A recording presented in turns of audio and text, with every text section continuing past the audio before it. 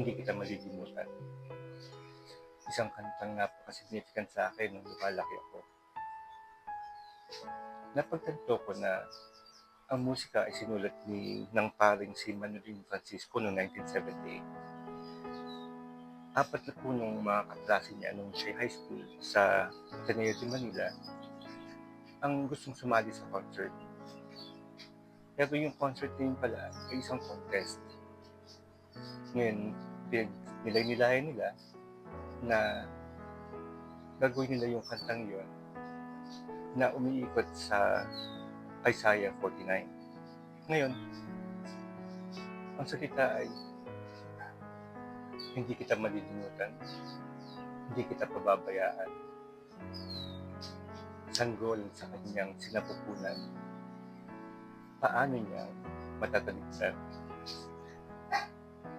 Ang mga salitang to ay nanggaling sa Isaiah 49:13-17. Basahin ko sa inyo. Sabi dito, pumawid ka sa tuwa o langit, at magalak ka o mundo.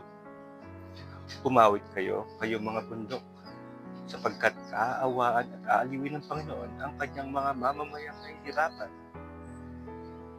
Pero sinabi ng mga taga Jerusalem, pinabayaan na kami ng Panginoon.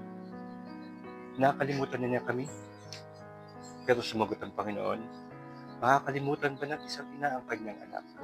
Hindi ba niya pagmamalasakitan ang isilang niyang sanggol?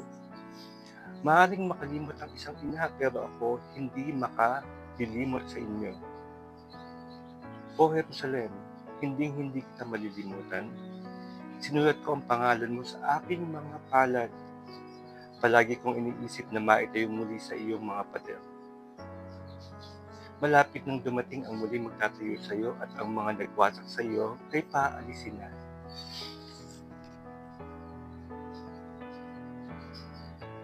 Ganyan magmahal ang ating Panginoon sa atin. Hindi niya tayo kalilimutan. Kung meron man tayong tanong sa Kanya, kung meron man tayong dinadasal sa Kanya, tandaan natin hindi niya tayo kalilimutan. Kung hindi man siya sumagot ngayon, may tamang panahon. Pero hindi niya tayo malilimutan.